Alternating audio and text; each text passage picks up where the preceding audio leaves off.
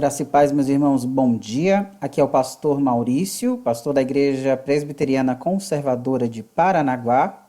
Nós estamos aqui na Escola Bíblica Dominical e não temos como fazer uma chamada como normalmente fazemos, mas você que está aqui ao vivo conosco, coloca seu nome aqui nas mensagens para a gente saber quem está presente. Não dá para ver todos que estão, então manda, se você consegue, manda aqui do lado a sua mensagem, põe aqui embaixo quem está com você, porque às vezes é colocado o vídeo aí e estão em mais pessoas na conta de uma pessoa só. Então coloca aí você que está presente, quem está junto com você, para termos essa noção de quem nos acompanha. Olha só, obrigado. Nós vamos ouvir um hino e logo após o hino daremos início à nossa aula.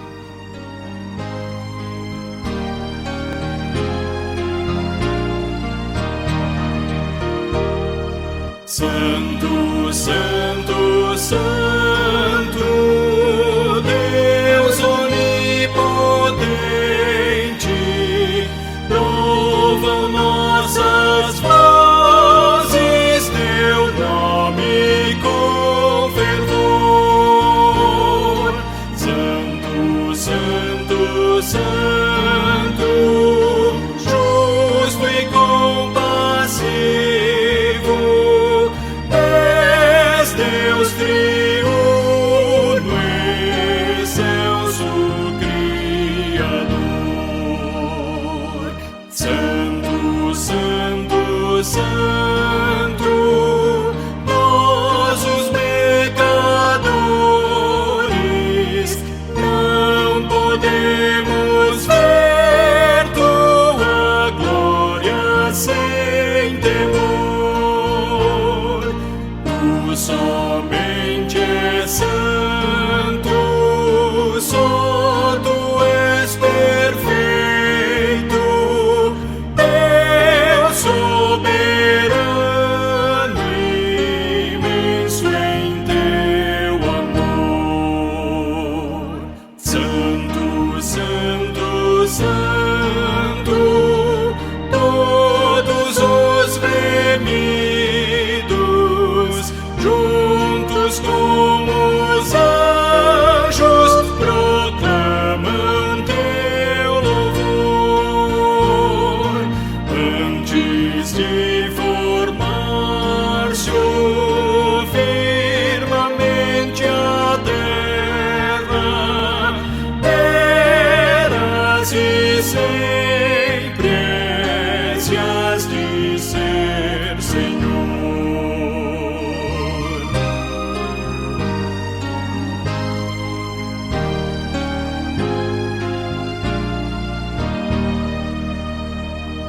Santo, Santo, Santo, Deus onipotente, tuas obras louvam teu nome com fervor. Santo, Santo, Santo, justo e compassivo, Deus soberano, excelso Criador. Amém.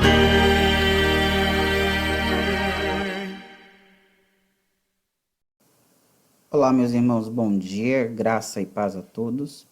Nós iremos iniciar a nossa escola bíblica dominical online. Daremos continuidade ao nosso estudo sobre a idolatria, estudando na lição de número 6, convertidos para adorar ao Senhor. Para isso, eu gostaria de que você abrisse a palavra de Deus no livro do profeta Ezequiel, capítulo 11. Verso de número 19 e 20, diz assim: Dar-lhes-ei um coração, espírito novo porei dentro deles, tirarei da sua carne o coração de pedra e lhes darei coração de carne, para que andem nos meus estatutos e guardem os meus juízos e os executem. Eles serão o meu povo e eu serei o seu Deus. Vamos orar? Senhor Deus e Pai, obrigado por esta manhã, obrigado por este momento. Pedimos iluminação da Tua parte para que possamos aprender um pouco mais de Ti e que possamos aplicar isso em nossa vida.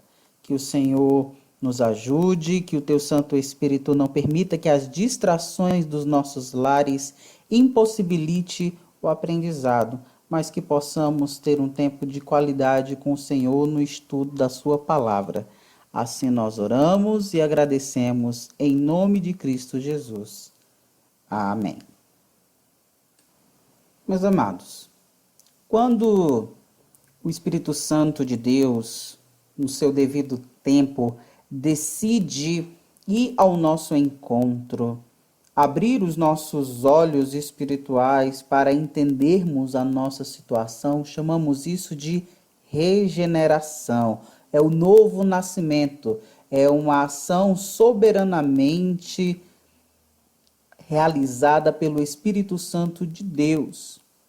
E a conversão é uma evidência externa da regeneração. A conversão é exatamente essa demonstração pública de que alguém foi encontrado pelo Senhor, tendo recebido salvação. E uma vez regenerados, é responsabilidade nossa nos voltar a Deus, nos converter a Deus, deixar os maus caminhos, abandonar os ídolos. Estamos no item 2, perguntando o que é a conversão. A conversão é a evidência externa de que alguém foi regenerado pelo Senhor. A nossa revista, ela caminha da seguinte forma: como o homem se encontra morto para Deus, somente o poder divino por meio da palavra e do Espírito consegue sobrepujar a incredulidade em seu coração. Aí se encontra a raiz do problema. Quando Adão caiu, toda a humanidade caiu, desviou-se com ele, e assim todos nascem pecadores e condenados. Somente uma ação sobrenatural do Espírito pode transformar o coração de pedra, endurecido pelo pecado, em coração de carne, submisso e confiante a Deus. E como vimos no texto que iniciamos, é o próprio Deus quem dá este coração, é o próprio Deus que dá este novo Espírito, é Ele quem opera essa transformação no coração do homem, no nosso coração. Observe conosco no Evangelho de João, capítulo de número 3, verso de número 5 ao 7. Diz assim o nosso texto: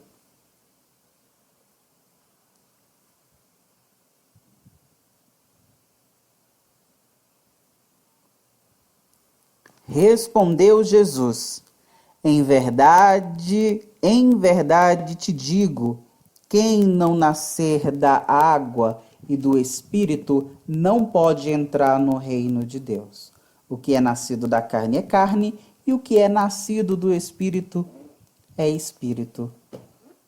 É interessante a ilustração de Jesus ao falar do nascimento, porque ninguém pede para nascer.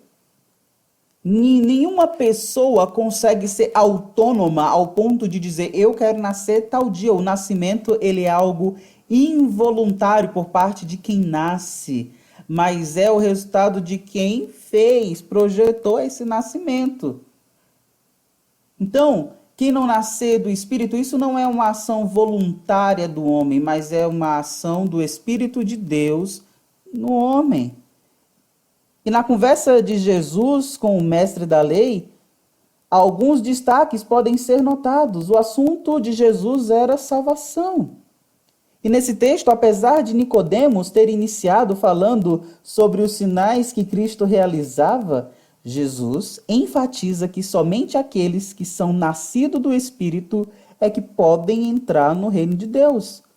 É a chamada transformação, nascer de novo. É a regeneração que estávamos falando anteriormente. E ele complementa, enfatizando a soberania que o Espírito tem para realizar a sua obra. Como diz, ainda no capítulo 3 do Evangelho de João, verso 8. O vento sopra onde quer, ouves a sua voz, mas não sabe de onde vem, nem para onde vai. Assim é todo o que é nascido do Espírito. Ainda falando sobre os filhos de Deus, o evangelista João registra no capítulo 1, verso 13, os quais não nasceram do sangue, nem da vontade da carne, nem da vontade do homem, mas de Deus. Observe, meus amados irmãos, que a conversão, ela é algo sobrenatural. Ela é uma ação espiritual de Deus no ser humano. Não é uma atitude voluntária, não é o primeiro passo segundo o livre-arbítrio do homem, mas é uma ação espiritual que Deus opera nos bastidores da mente, do coração, onde a mensagem do Evangelho chega aos ouvidos daquele que ouve, passa pelo processo de entendimento que o Espírito Santo faz o homem, o ser humano, entender a mensagem, concordar com a mensagem, reconhecer o seu estado de pecaminosidade e voltar-se a Deus.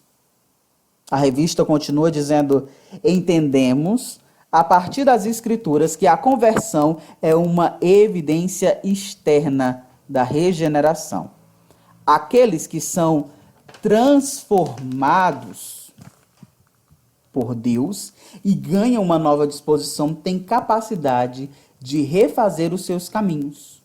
Veja o que diz Lamentações: converter-nos a ti, Senhor, e seremos convertidos. Diz o Senhor através dos seus profetas. Jeremias 35:15: convertei-vos agora, cada um de seu mau caminho, fazei boas as vossas ações, e não sigais outros deuses. Conversão, ela tem uma característica de curva. É como aquele que está seguindo o caminho e faz uma curva. Então, converter-se é redirecionar o caminho. Se antes andávamos num comportamento que desagrada a Deus, conversão é a mudança desse comportamento. Como falamos no nosso último estudo, conversão não é uma troca de religião. Você pode mudar de religião e permanecer com os mesmos hábitos idólatras, pecaminosos. Conversão é uma mudança de comportamento, mudança de atitude. Isso é gerado no comportamento do homem. Logo, as desculpas como essa é a minha personalidade, esse é o meu jeito, eu sempre fui assim, para o povo de Deus, não cola. Não é evidência de salvação permanecer com o mesmo comportamento de antes de conhecer a Cristo. Então, observe que as exortações para converter-se, arrepender-se ou crer em Deus sempre enfatizam essa responsabilidade. Crê no Senhor Jesus e serás salvo tu e tua casa. Esta reação da ação de Deus no nosso ser deve ser algo evidente, visível, público. Não há como converter-se a Deus e permanecer como um 007 do Senhor, escondido, aquele, nossa, não parece. Perceba, meus irmãos, que ser cristão deve estar pautado em concordância e de acordo com as Sagradas Escrituras. Gostaria de abrir um parêntese, porque existe uma cultura gospel, existe uma cultura evangélica, tida por usos e costumes em que muitas das vezes não estão pautadas na Bíblia, mas em ensinamentos particulares de pessoas. E isso, em muitos anos, foram atribuídos como ser evangélico. Por exemplo, mulher evangélica não usa calça, apenas saia. Não pode usar maquiagem. O cabelo precisa ser comprido. Não pode ter determinado comportamento. E isso, por muitos anos, foi identificado como cultura evangélica, ao ponto de você encontrar uma moça com o cabelo cortado, bem arrumada, mas com uma calça comprida, um pouco de maquiagem, um brinco, alguém olhar para essa moça e dizer: nossa, você nem parece que é crente, porque a visão de cristianismo protestante estava apenas vinculado a uma aparência externa e não necessariamente a um comportamento. Então, não é disso que estamos falando, não é de questões aparentes, externas, estéticas. Estamos falando de caráter. Estamos falando de posicionamentos ideológicos e também, às vezes, filosóficos, atitudes morais, motivações pessoais que levam as pessoas a fazerem seus projetos. É disso que estamos falando, é da mudança desse tipo de comportamento que o convertido, o regenerado, mostra ao povo de Deus. Esta mudança. Então, não incorrermos em erro afirmando que a conversão tem caráter de duplação, sabendo, entretanto, que a regeneração precede a conversão. Ou seja, se Deus não operar espiritualmente na vida do homem, este não irá converter-se a Deus. É necessário esta ação prévia do Espírito do Senhor para que alguém se converta a Deus. Só Deus pode vivificar pessoas para que elas se voltem a Ele e desejem amá-lo e desejem adorá-lo. Desejem adorar a Deus. Perceba que nós o amamos, por quê? Porque Ele nos amou primeiro. É assim que o apóstolo Paulo descreve esta verdade na vida dos crentes de Tessalônica. Ele glorifica a Deus pela vida de piedade dos irmãos, confirmando a eleição deles. Vamos ler 1 Tessalonicenses capítulo 1, verso 2 ao verso 4. Diz assim: damos sempre graças a Deus por todos vós, mencionando-vos em nossas orações e, sem cessar, recordando-nos diante do nosso Deus e Pai a operosidade da vossa fé, da abnegação do vosso amor e da firmeza da vossa esperança em nosso Senhor Jesus Cristo, reconhecendo, irmãos amados de Deus, a vossa eleição. A eleição, a conversão, o ato de ser alguém salvo por Deus deve ser evidenciado por meio de uma fé praticante, de um amor que abre mão dos interesses pessoais e de uma firmeza no Senhor, tendo esperança unicamente no Senhor Jesus Cristo, como diz Paulo à igreja de Tessalônica na sua primeira carta. Porque essa era a evidência da manifestação do Evangelho e do poder do Espírito em meio às muitas tribulações. Se caminharmos ainda do verso 5 ao verso 7, que nos diz: porque o nosso Evangelho não chegou até vós tão somente em palavra, mas, sobretudo, em poder no Espírito Santo e em plena convicção, assim como sabeis ter sido o nosso procedimento entre vós e por amor de vós. Com efeito, vos tornastes imitadores nossos e do Senhor, tendo recebido a palavra, posto que em meio de muita tribulação, com a alegria do Espírito Santo. De sorte que vos tornastes o modelo para todos os crentes na Macedônia e na Acaia. Perceba que a conversão dos tessalonicenses foram evidenciadas a partir da imitação do comportamento que Paulo tinha, que era um comportamento orientado pelo Senhor e que se tornaram modelos para outros também se comportarem conforme os irmãos de Tessalônica estavam se comportando. Então pare para pensar. Você é verdadeiramente convertido no Senhor? Porque o convertido no Senhor imita a Cristo e passa a ter um comportamento a ser imitável por outras pessoas. O povo de Deus deve se tornar exemplo de comportamento para outras pessoas. Logo, a igreja não deve trazer modelos de fora para dentro de si. A igreja precisa ser modelo para os de fora. E quando falo da igreja, é os seus membros, é o povo que conhece a Deus, professa a fé no Senhor, que vive. Os convertidos a Deus precisam ter um comportamento exemplar.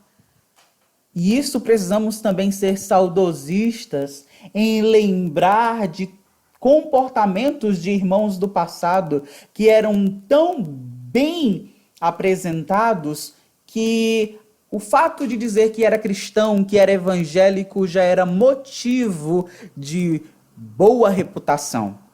Sim, meu irmão e minha irmã, nós, convertidos ao Senhor, precisamos ter um bom comportamento pautados pela palavra de Deus.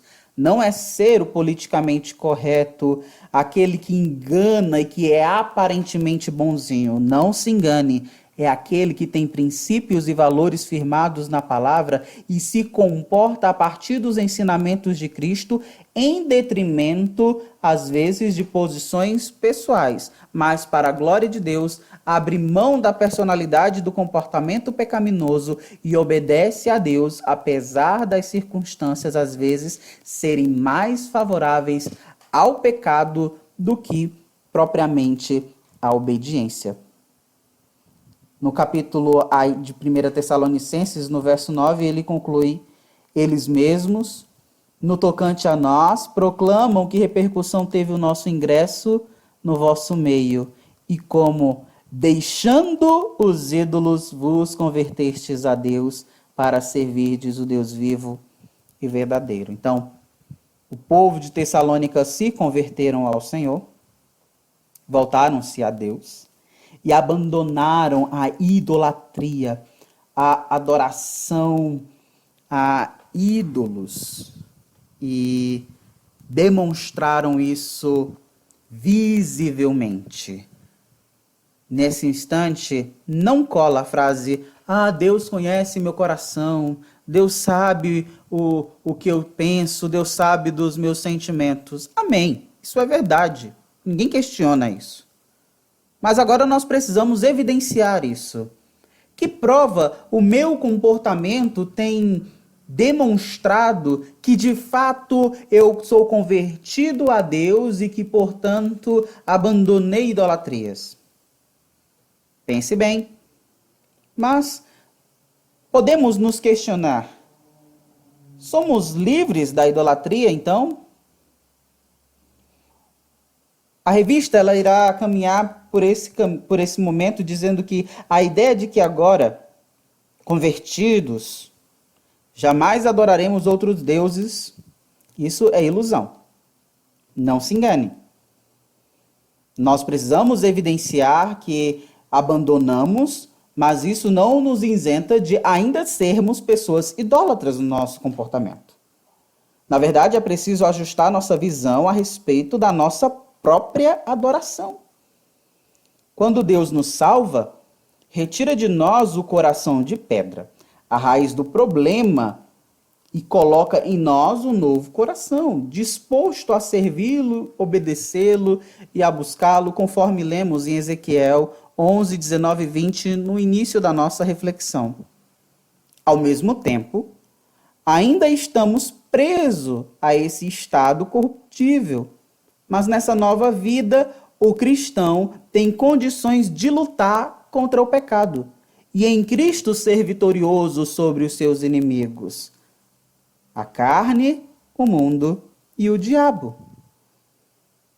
Ser convertido a Deus não significa que não pequemos, que não temos vontades de errar. Muito pelo contrário. Continuamos a ter uma inclinação e uma predisposição ao erro. Mas uma vez convertidos ao Senhor, uma vez que o Espírito Santo nos regenerou, nos atraiu a Ele, que convertemos publicamente ao Senhor, travamos uma batalha diária com o nosso comportamento para viver de acordo com os ensinamentos do Senhor. A diferença é que, uma vez convertido, Deus nos ajuda. Há a ajuda de Deus, porque sozinhos nós não teremos vitória sobre o pecado. Nós precisamos de uma ajuda espiritual para obtermos vitória sobre o pecado. E só teremos vitória sobre o pecado com aquele que derrotou o pecado, que é Cristo. Apenas com Cristo, por meio de Cristo, estando nós inseridos no corpo de Cristo, é que com a ajuda dele, nós teremos também vitória sobre as tentações, sobre os pecados. Veja 1 Pedro, capítulo 2, verso 24. A palavra de Deus nos diz assim: carregando ele mesmo em seu corpo sobre o madeiro os nossos pecados, para que nós, mortos para os pecados, vivamos para a justiça. Por suas chagas foste sarados. Se não fosse Jesus, o homem estaria ainda num estado de escravidão, sem forças para lutar contra o pecado. Isso significa que o pecado da idolatria vai sempre nos assediar nesta vida. Como em nós ainda reside pecado, nosso coração precisa ser constantemente fortalecido e preenchido pela palavra e pelo Espírito para que obedeçamos a Deus de modo que o agrade. O crente nascido sobre o pecado, mas regenerado pelo Espírito de Deus, precisa se esforçar para cumprir a vontade do Senhor. Existe este fato que é ignorado.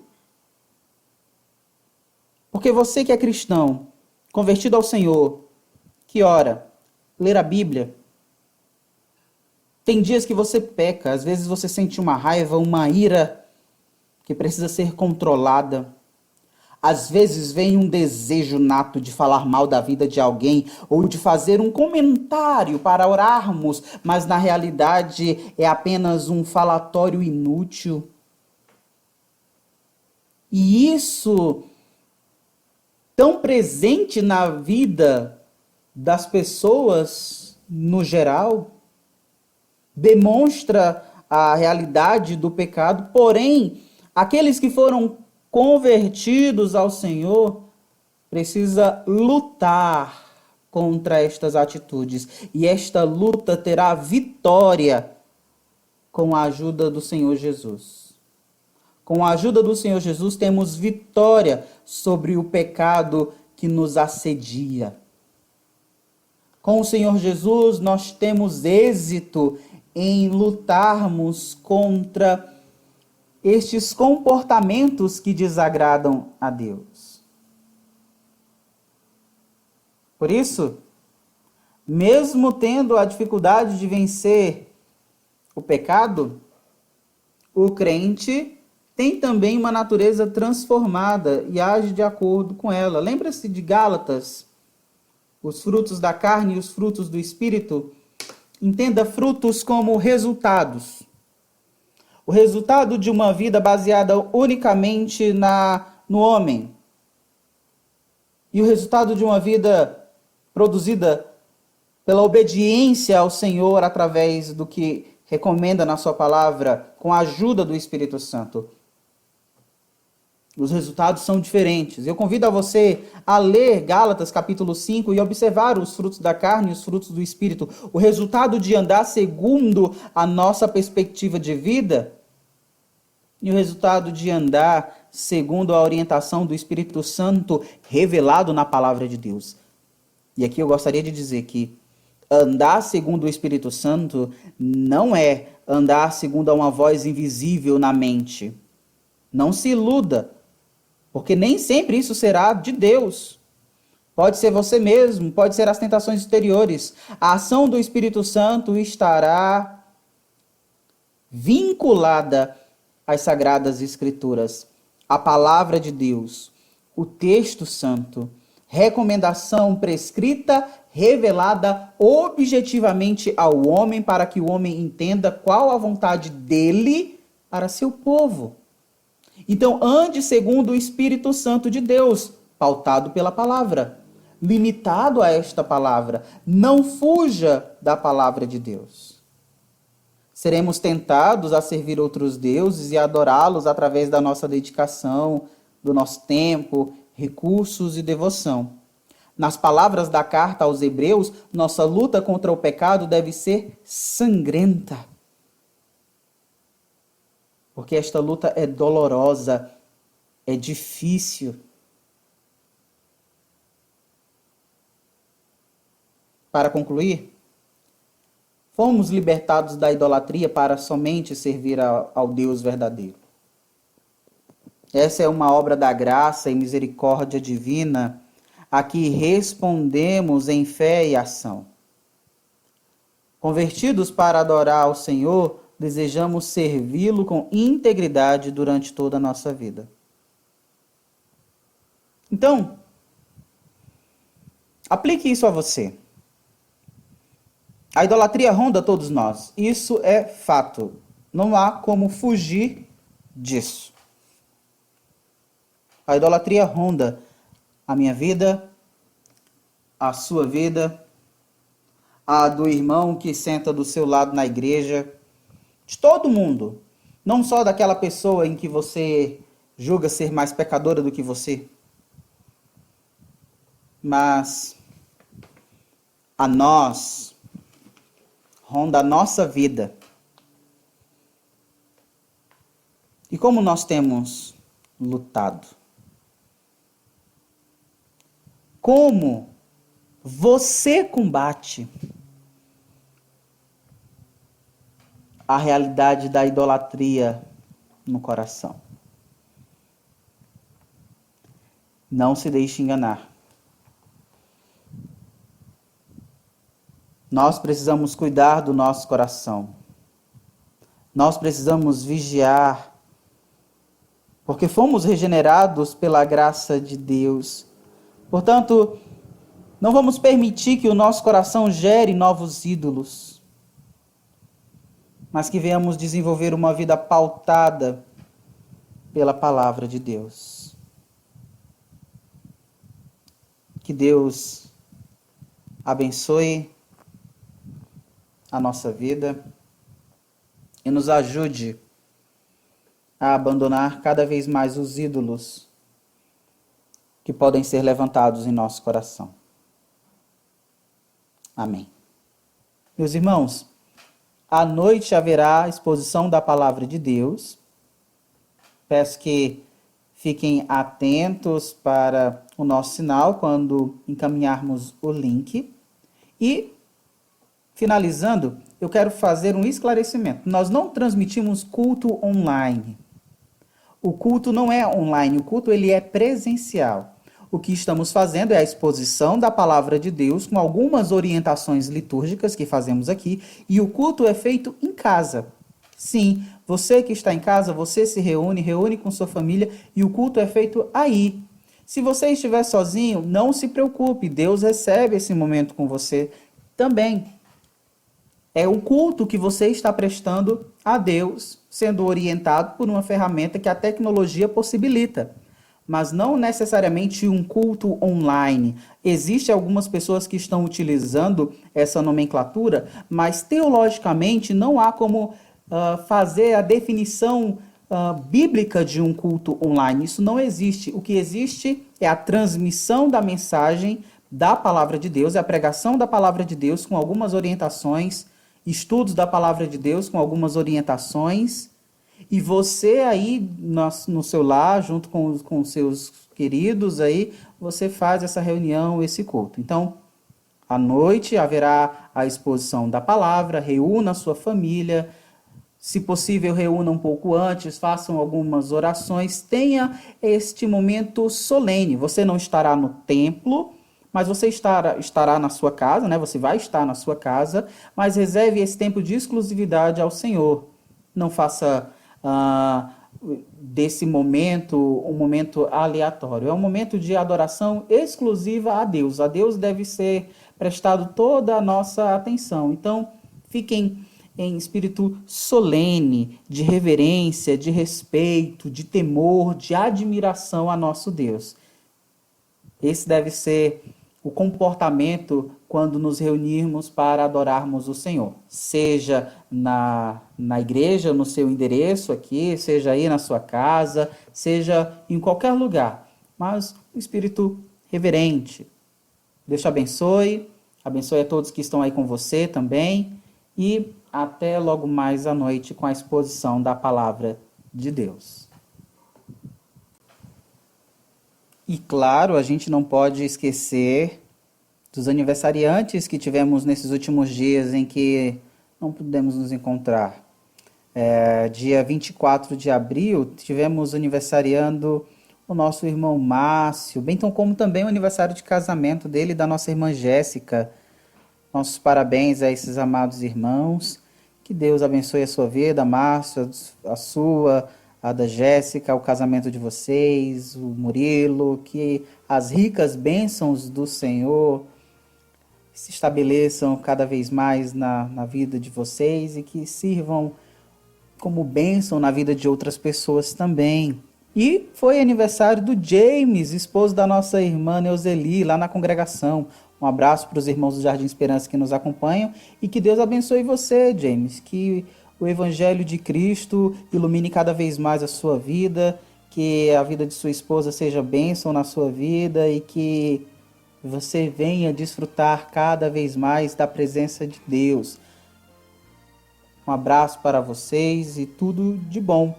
Vamos orar? Vamos orar pelos aniversariantes e pedir a Deus que abençoe, nossa vida e que venhamos logo mais sair dessa. Oremos. Deus amado, obrigado, Senhor Deus, pelo esse tempo de estudo que tivemos e agradecemos de forma especial a vida do nosso irmão Márcio, a vida do James. Pedimos que o Senhor dê anos de vida a eles, com saúde, debaixo da proteção e do teu cuidado, Pai. Abençoe o casamento do irmão Márcio. Parabéns por mais um ano que o Senhor concedeu a estes amados. Que cada vez mais venham brilhar a luz do Evangelho de Cristo nessa família. Seja conosco, livra-nos do coronavírus e que, Senhor, não venhamos permanecer por muito tempo afastado da comunhão presencial dos irmãos. Que seja um momento passageiro e que logo mais possamos estar reunidos para celebrar a ceia do Senhor, que estejamos reunidos para cantarmos ao uníssono, que possamos estar juntos para celebrar o Deus maravilhoso que o Senhor é. Assim nós oramos, continua conosco, em nome de Cristo Jesus. Amém. Amém. Antes crescer na graça e no conhecimento de nosso Senhor e Salvador Jesus Cristo. 2 Pedro, capítulo 3, versículo 18a. Aparte-se do mal e faça o bem. Busque a paz e siga. 1 Pedro 3, 11.